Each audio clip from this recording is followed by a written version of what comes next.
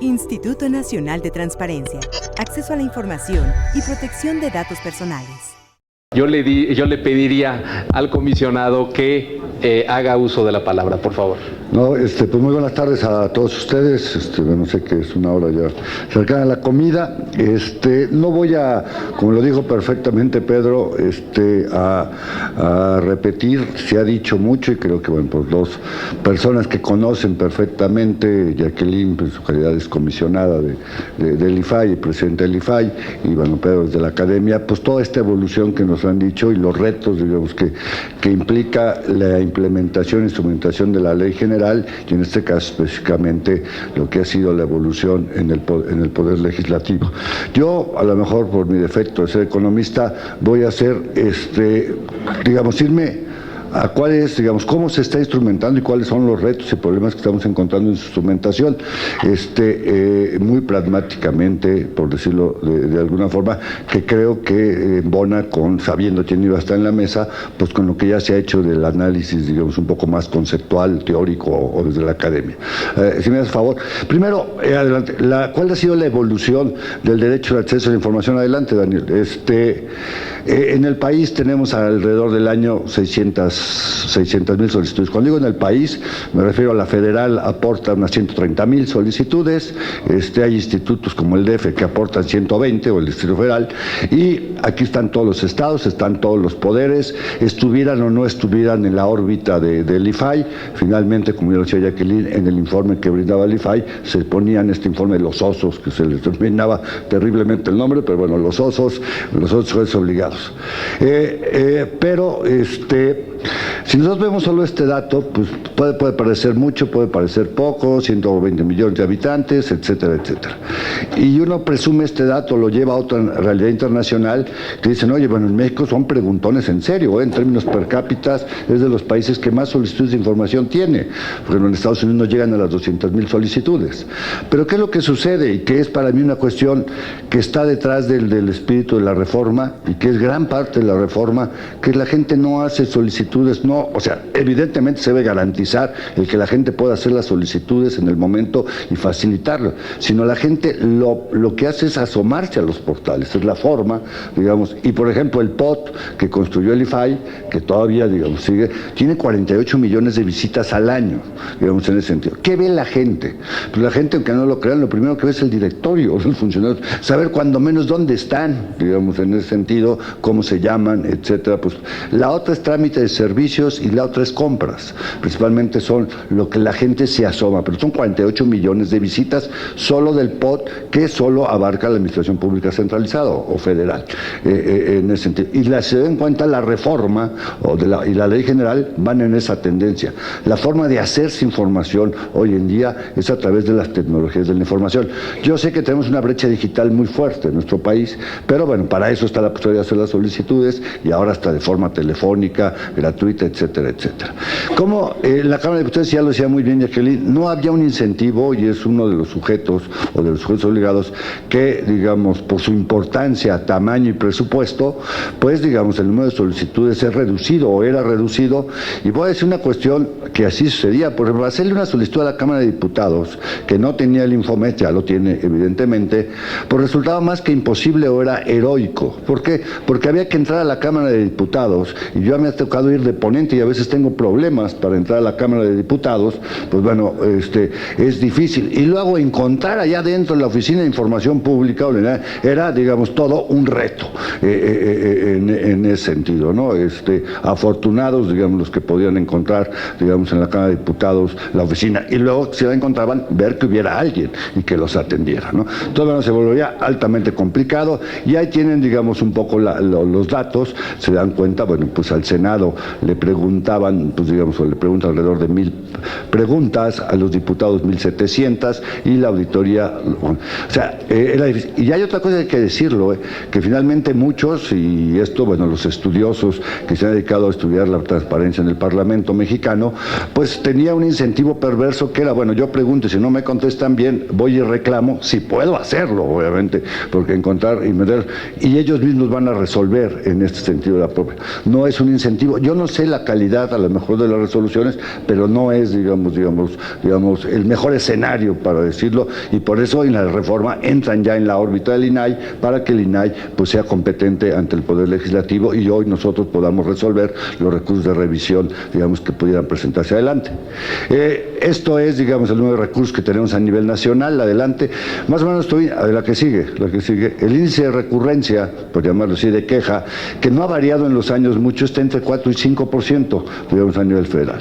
Es impresionante que la Cámara de Diputados tenga 0. O sea, ¿por qué? Porque era imposible meter un recurso de revisión, era más que imposible. Y la Cámara de Senadores anda en el 1%, ¿no? Y de verdad, por lo que he llegado a ver, digamos, si revisamos, podemos hacer los estudios, la calidad de las respuestas muchas veces dejaba mucho que desear en ese sentido, y como dijo bien Jacqueline, sabíamos de problemas que estaban ahí presentes y que a través del acceso no se podían resolver, digamos, para tener la información adelante. ¿Qué es lo que tenemos ahora? Adelante. Y quisiera ir aquí un poco a lo que planteaba Pedro, y que es cierto, lo hemos discutido en reuniones, digamos, platicado con él y con otras gentes, digamos, interesadas en el tema. Para mí, viéndolo en la práctica, sé que la ley dice que es un órgano garante, me queda clarísimo, autónomo, es un órgano garante que tiene funciones regulatorias. O está mal, digamos, hay que corregir la ley, o hay que quitarle las funciones. Para mí, se los digo, no duran todos los días, pues la regulación de lo que tienen que publicar, la cual quedábamos en aquella reunión, pues que sí estaba claro, digamos, el papel que el INAI y el sistema tienen en regular cómo se deben de publicar. Y dice formatos, estandarizada, comparable, en datos abiertos, etcétera, etcétera. Eso está ahí, y eso se tiene que regular. No es el INAI tan solo, entiendo el papel del INAI, tampoco sí, pero es el sistema, ¿sí? Es cierto que el INAI encabeza el sistema. Estos lineamientos o este tipo de regulaciones, que ya también siendo autocrítico, y ahora que acabamos de aprobar la semana pasada 8 regulaciones adicionales que nos dio la ley federal, pues sí hay una regulación, digamos, excesiva ya desde mi punto de vista, que sí a lo mejor está impidiendo, digamos, creo que habría que diferenciar cuáles pueden ser obligatorias o vinculantes, por decir, y cuáles, como se decía aquí, pueden ser indicativas en ese sentido. Y esa es la discusión, y creo que el sistema podría en su momento ver y tomar esta cuestión, porque sí también la regulitis puede, digamos, no a veces ser lo mejor. Adelante, y que es algo que había aprendido el Sistema Nacional Anticorrupción en su momento, porque y en datos personales también, porque en datos personales yo el otro día me echaba un ojo y son como 50 lineamientos los que hay que sacar adelante, porque hay un Sistema Nacional también de datos personales, como está la minuta que aprobó el Senado, ¿no? Simplemente estamos a tiempo de poder, digamos, prever lo que ya acá sucedió. Bueno, como ya se decía, bueno, hoy el legislativo es sujeto obligado directo del INAI, está dentro de la ola del INAI, adelante. Y por ejemplo, algo que ya aquí lo decía muy bien María del Carmen, pues de los estudios que se han hecho al Congreso mexicano, pues no ha salido bien parado, tanto el índice latinoamericano de transparencia legislativa como el diagnóstico de Parlamento abierto, pues que nos hacen de un mal desempeño en las publicaciones de su presupuesto, niveles poco aceptables de la participación ciudadana y rendición, deficientes publicaciones y actualización de sus labores legislativas. Son las conclusiones principales de los estudios. Adelante. No hay información curricular de los asesores, en la Cámara de Diputados obviamente no existe la publicación de los concursos del personal operativo del propio. Los diputados erogan 172 millones de pesos mensuales en las casas de vinculación ciudadana, y de verdad pues hay una ausencia, hay una dificultad, digamos, para que los ciudadanos puedan localizar o, digamos, a sus representantes en ese sentido, o que ellos sean la correa de transmisión para llevar pues cuestiones de los ciudadanos o de los representantes al propio Congreso, ¿no? Adelante.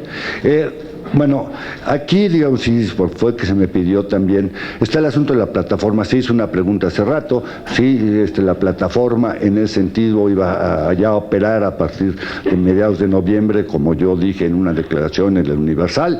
O sea, yo quisiera diferenciar, la plataforma viene funcionando, es cierto que tuvo y cada vez, digamos, viene teniendo menos deficiencias en su operación. Hoy la plataforma, uno puede hacer solicitudes de información a cualquier sujeto federal y a cualquier entidad federativa, a excepción del Distrito Federal del Estado de México. No voy a decir aquí los problemas técnicos que hemos tenido. Esta semana quedan, el DF ya está, estamos en el último pro, y el Estado de México, porque tenía un sistema distinto al Infomet, están. Pero todos los demás sujetos obligados, digamos que son más de 8,000, quitando estas dos entidades, se les puede hacer. Adelante. Esta es, digamos, un poco como está conformada, digamos, quiero ir más adelante, y simplemente adelante. Esto es como está. Por ejemplo, se me ocurrió, no a mí, porque podría ser conflicto de intereses, que alguien me hizo el favor de enseñarme una solicitud muy interesante que hizo vía la plataforma al Senado, donde le pregunta por, digamos, por partida, capítulo y gasto, lo que han sido los apoyos a los grupos parlamentarios en el Senado. Veamos que le contestan, digamos, a esta solicitud, que siempre ha sido uno de los problemas, digamos, que siempre se han discutido sobre la transparencia o no, sobre las asignaciones de los parlamentarios. Aquí está el acuse de recibo, digamos, de la solicitud, digamos, y esto, digamos, se hizo el sábado, digamos, en ese sentido, y sin ningún problema. Yo, como les digo, en vez de, ¿por qué no vas y haces una solicitud? Es como la obra de teatro, está bueno, está mala, pues vela a ver. Aquí, digamos, es gratuita. En ese sentido, vuelvo a decir que en el caso del DF, el Estado de México, será hasta esta semana, cuando todos los demás, digamos, ya están operando, igual la interposición de los recursos de revisión, etcétera, adelante. También, obviamente, a la Cámara de Diputados, para ser justo, le hice también una solicitud, le hicieron una solicitud de información, y acá está el acuse. Ahí les preguntamos el número de personal, porque a mí eso saben a veces cuánto personal labora en la Cámara, ¿sí? Tanto, digamos, estructura, de honorarios, operativo, de base, etcétera. Veamos qué nos contestan, digamos, o qué le contestan a la persona que colabora conmigo, que es Diego, que ustedes saben, pues este tema siempre ha trabajado de asuntos legislativos. Adelante. ¿Cómo están las solicitudes? Bueno, pues las solicitudes han aumentado. De mayo a la fecha, que es cuando empezó a operar la plataforma, con sus problemas, y lo que hemos hecho, y esto es muy importante, es que el derecho al acceso a la información no se ha limitado, porque los Infomets están operando paralelamente. Sé que de eso no se trata, si a alguien se le queda claro, es a mí, de que no se trata de eso, sino se trata de una sola domicilio, una sola dirección, digamos, poder hacer una solicitud o dirigir una misma solicitud hasta 33 sujetos obligados, como lo acordó el sistema. Eso ya se puede hacer, y bueno, de mayo a la fecha la Cámara de Diputados tiene 933 solicitudes, 57 los senadores y la auditoría. De estas ya, que son de las últimas épocas o de los últimos días, cuando ya la plataforma ha operado de forma más regular, pues de estas 496 ya se realizaron. Es decir, las otras pues se hacen en el sistema Infomets, ahorita están trabajando de forma paralela. Hay que decir que se instaló el sistema Infomets, la Cámara de Diputados, que no lo tenía, porque la plataforma se interconecta con el sistema Infomets, ¿sí? Adelante. Este es, bueno, para interponer recursos de revisión, que también ya funciona, y por ejemplo, ahí está mal el dato de Cámara de Senadores, son 2 los recursos de revisión. Hubo una época en que, digamos, los recursos seguían, digamos, entrando por este asunto de la plataforma al propio Senado. Hoy, obviamente, los recursos que se interponen a diputados, senadores y auditoría van directamente al INAI para resolverlo. Son 2 los recursos de revisión, ese 0 no es ahí, y, digamos, la Cámara de Diputados. Obviamente, ahora que decían, por ejemplo, estos recursos de revisión que a mí me toca sustanciar y que pronto presentaré al Pleno, pues es sobre el asunto, digamos, del que mencionabas, sobre los juicios de procedencia. Preguntaron todos los juicios de procedencia que se han presentado ante la Cámara de Diputados, y estamos trabajando con las unidades en ese sentido, dado que es una información muy cuantosa, para ver, digamos, cuál va a ser la forma en que podremos entregar, porque algunos están en proceso, y entonces hablan de procesos deliberativos, otros, pues bueno, pues ya concluyeron, etcétera, etcétera, ¿no? Ese recurso, digamos, lo digo porque yo me tocó, digamos, el turno a mí en esta ocasión. Entonces, bueno, también el número de recursos, digamos, si sacamos el índice de recurrencia, no es lo que yo quiero decir, está bien que ha aumentado, no, si se ha aumentado, porque, bueno, creo que hay una mayor credibilidad que un órgano distinto a ellos sea el que resuelva. Evidentemente, la meta sería tener el menor número de recursos, lo cual significaría que están contestando bien. Ahora hay que tener claro que hay mucha gente que, aunque le contesten mal, no interpone el recurso de revisión, pero bueno, digamos, ahí ya, digamos, es otro problema. Adelante, estoy por terminar. Y la otra, no sé cuánto me queda, si no me lo echo en otro. ¿Ya? Entonces, lo pasaríamos a lo que son las obligaciones de transparencia que tiene el legislativo. Perdón, gracias. Óscar, por favor. Bueno, primero quisiera hacer, no sé si puede poner la presentación, una aclaración, que en dado caso que las solicitudes, aunque yo no las hizo, le hizo a alguien que trabaja conmigo, pues obviamente llegan a ser recursos, que espero que no, evidentemente sé que van a contestar perfectamente, pues obviamente yo me excusaría tanto de resolverlas como de votarlas, evidentemente. La otra parte que yo quería decir, que para mí está ahí lo importante de la reforma, porque decía 600,000 solicitudes al año en este país, son muchas, 48 millones de visitas al POT, que quiero decir que que solo son los de la Administración Pública Federal, ¿sí? En ese sentido. Entonces, y la tendencia internacional es a que la información yo no tenga que hacer una solicitud, de esperar 10 días, a que me contesten mal, meterle el recurso al INAI, después uno como Morelos, imagínense esperarme 7 meses, a que yo no sé por qué. Evidentemente él puede meter un recurso en conformidad, ya se le venció el plazo, y una de las cuestiones es por no respuesta o no resolución, e ir con nosotros a través del recurso en conformidad para resolver dicha cuestión, digamos, como tribunal de alzada, como la ley lo puso. Antes teníamos 17 obligaciones de transparencia, y de verdad eran muy genéricas en ese sentido, y lo digo más por los jueces obligados. O sea, antes era yo publico lo que quiero, cuando quiero y como quiero, ¿sí? Y no hay. Y ahora la ley, que yo sé que son las partes que ahora se ha criticado muchísimo, es cierto, yo todavía lo platicamos con la nueva Secretaría de la Función Pública, pues sí, ahora tiene 170 obligaciones de transparencia, es un cambio abismal. Hay que decir que 48 son comunes y las otras 122 se dividen en diversos grupos. Por ejemplo, el Congreso, el Parlamento, ya sea diputados, senadores, tienen 15 obligaciones de esas 122, todos andan alrededor ellos de 56 obligaciones. Y la ley federal puso 241 obligaciones adicionales que están divididas, tocan como a 7. Y por ejemplo, ahí están las Fuerzas Armadas, está la parte energética, está el asunto de medio ambiente, está la parte de relaciones exteriores, etc. Promedio 7. Por ejemplo, el legislativo, ellos legislaron muy bien. Las 15 que tiene la ley federal son las mismas que tiene la ley general, o sea, no se pusieron ninguna adicional. Es el caso del Poder Judicial, que también fue igual, son las mismas. Esto posiblemente implica un cambio abismal en la cantidad de información que hay que publicar. Y estas son las específicas. Por ejemplo, me gustaría leer la siguiente lámina, solo una. Por ejemplo, el informe semestral, que es lo que tiene que ver con la solicitud, del ejercicio presupuestal del uso y destino de recursos financieros de los órganos de gobierno, comisiones, comités, grupos parlamentarios, centros de estudio. O sea, ahí se nos tiene que informar de cuántos recursos tienen los grupos parlamentarios, por decir alguna cuestión. Son 15 más, que, digamos, si esto se cumple, pues van a dar un gran salto. ¿Qué pasa con la gente que no tuviera internet? Pues bueno, si hace una solicitud, agarra el señor que está en la oficina de transparencia, se la imprime y se la da, o se la envía, porque esto tiene que estar en electrónico, se la envía de forma electrónica. Adelante. Y bueno, para esto la ley, y aquí me la hace Pedro, sí es muy específica y es contundente, de que hay que hacer los lineamientos para que la información sea homogénea, estandarizada y generar los formatos de publicación. O sea, así de textual lo dice. Y esto se puso a hacer el sistema, están ya los criterios. Esos 1427 pueden parecer muchos criterios. ¿Qué es un criterio? El nombre, primero el nombre, la fecha, todo eso es un criterio, un atributo que debe tener la información para que esté homogénea. Por ejemplo, esto de los contratos. Bueno, pues si yo tengo, que es una de las cuestiones que más se especificó en la ley general, pues yo puedo poner el nombre de una empresa y saber esa empresa con quienes tiene contratos en todo el país, y del monto del contrato, la fecha del contrato, etcétera. Esto se hace a través de que la información está estandarizada. Si no está así, no se puede filtrar. Adelante. Por ejemplo, ¿cómo está ahorita, por ejemplo, la publicación en el Senado? Adelante. Adelante. Nos ponen el tabulador, es el tabulador por niveles. Pues no están ni asociados a nombres ni nada. Y es un PDF, por lo cual, digamos, pues no puedo hacer ningún tipo de cuestión, solo copiarlo y capturarlo en un Excel para empezar, digamos, a poderlo trabajar, digamos, en ese sentido, ¿no? Y obviamente, adelante, ¿cómo están los criterios que la ley les da ahora?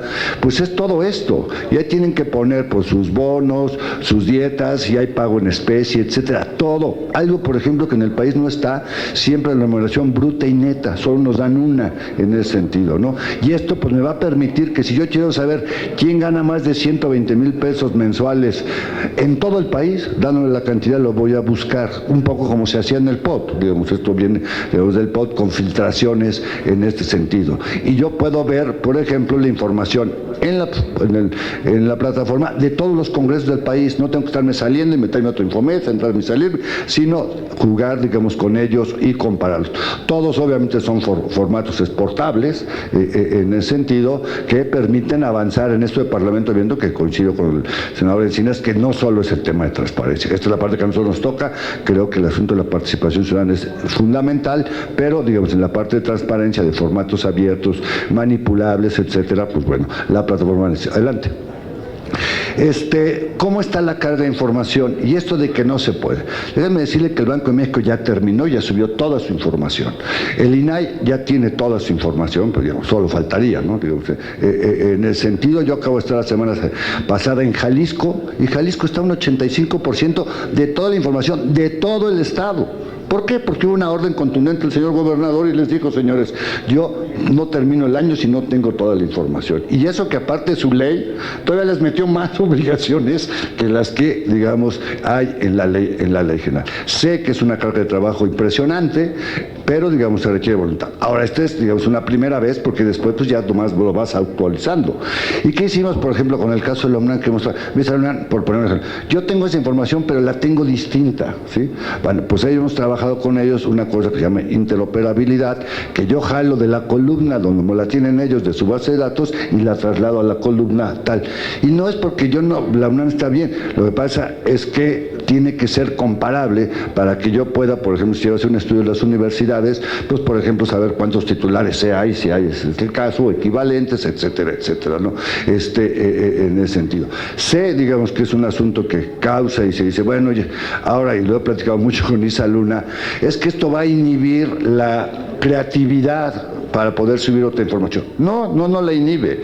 Y ya el INAI está desarrollando, ya se hablaba de comisiones claras, estamos por ejemplo una plataforma también de publicidad oficial, de los costos, etcétera. ¿Qué es lo que pasa? Estas plataformas se alimentan de esta plataforma inicial y agregan cosas adicionales que dan un valor agregado mayor y tienen presentaciones específicas en ese sentido. Y la ley general tiene un capítulo de transparencia proactiva y otro de gobierno abierto, Digamos, el asunto no se acaba, es mucho trabajo, sí. Primero, pues a lo mejor muchos están cargándose a cumplir con esta parte, que la ley es muy explícita, porque la otra está muy abierta en ese sentido. Pero, por ejemplo, la Comisión de Gobierno Abierto del sistema está haciendo una serie de lineamientos, otra vez los famosos lineamientos, para que, digamos, campos indicativos se desarrollen. Por ejemplo, ya hay experiencias de gobiernos locales que se están haciendo a partir del INAI y el sistema. Entonces, digamos, son como dos tramos en ese sentido que permitan, digamos, tener información de calidad en ese sentido y que creo que la ley general da. Me decía la propia Secretaría de Función Pública, que fue senadora, todos sabemos, si le tocó hacer la ley, oye, a lo mejor nos excedimos cuando está viendo la cantidad de información que tiene que subir las diversas dependencias y los formatos y todo este tipo de cuestiones, ¿no? Con Función Pública estamos haciendo una interoperabilidad igual, porque la Función Pública tiene información de toda la administración pública centralizada, y entonces a través de ellos, digamos, y la otra concentradora es Hacienda, evidentemente, que tienen, digamos, entonces se está trabajando. Se me hacía una pregunta que por qué muchos años, ¿no? El plazo que se dio para subir toda esta información, y siento que se amplió, es al 4 de mayo del próximo año. Pero esto no implica, y lo coincido con Lourdes Morales, que aquellos que ya están subiendo la información, esta ya se haga pública y la gente la pueda ver, evidentemente, la del Banco de México, la del Estado de Jalisco, la del INAI, porque también genera pues un efecto faro, hay que decirlo, digamos, en ese sentido, pero es mayo, y a partir de ahí iniciaremos las evaluaciones que tiene que hacer el instituto para checar. Lo de veracidad de la información no lo hacemos realmente si no hay un principio de certeza, y como se dijo, los traductores de la información son quien pueden en su caso, digamos, pues sí decir esta información no es consistente o no es veraz en ese sentido. Y algo muy importante, y con eso termino, los ciudadanos tienen la posibilidad de denunciar, no solo el INAI evalúa y te falta, y hoy hay medidas de apremio, como sabemos que son de índole económico, sino cualquier persona, cualquier ciudadano puede asomarse a la página de tal sujeto obligado, conocer lo que la ley le pide, y si no está, interponer una denuncia ante el INAI, y el INAI tendrá que resolver un plazo de 5 días para que la información se suba, y si no, pues tendrá que haber la medida de apremio. Es un asunto que yo entiendo que a veces, pues sí hay una desesperación, y yo les digo a los compañeros del sistema anticorrupción, aunque seremos parte, que a veces no generemos tantas expectativas de tan rápido, de que va a estar el sistema anticorrupción y al otro día se acabaron los Duarte. O sea, es también, digamos, en temas de transparencia, no porque esté la ley, al otro día van a subir los 8,000 sujetos obligados del país toda la acumulación de información que la ley les exige. Pero eso sí, también hay que dar plazos razonables para que tampoco, digamos, se confíen. estos plazos se cambiaron o se ampliaron por cuestiones de la plataforma, por las tablas de aplicabilidad que no habían hecho, porque hay otro que decir, es que muchos institutos no tienen las capacidades institucionales como para hacer todo este trabajo con los diversos sujetos obligados que les tocan. El INAI los apoya hasta donde puede, digamos, en ese sentido, y esto es un problema por lo cual se ha insistido en la ayuda presupuestal, no al INAI, sino a los órganos gobernantes de los estados. Presupuesto no soluciona todo, pero presupuesto, con la plataforma lo vimos, no tienen ni servidores, tenemos 8 estados hospedados en el INAI porque no tienen la capacidad de comprar un servidor, digamos, en ese sentido, y sí la ley nos mandó a hacer una plataforma. Bueno, a muchos estados, y de verdad ahí están las evidencias, se les va la luz, sí, porque no tienen una planta de luz, y entonces se cae la plataforma, no, pues se cae el Infomex y no hay con quién conectarse, digamos, en ese sentido. Bueno, lo que es el colmo, digamos, en un estado, y se volaron, digamos, unas personas, ¿cómo se llama? El transformador de luz, y se quedó sin luz toda la colonia y el propio instituto, ¿no? Entonces, bueno, son cosas que estuviera una planta de luz, etcétera, que hay que ir, digamos, sacando adelante, y que evidentemente pues la ley no previó, lo cual entiendo, y que hay que generando pues las condiciones para que todo este sistema nacional de transparencia pues pueda dar los frutos que me queda claro la población quiere ya de forma inmediata en ese sentido, y tenemos que responder pues a estas demandas. Sería todo, muchas gracias. Instituto Nacional de Transparencia, Acceso a la Información y Protección de Datos Personales.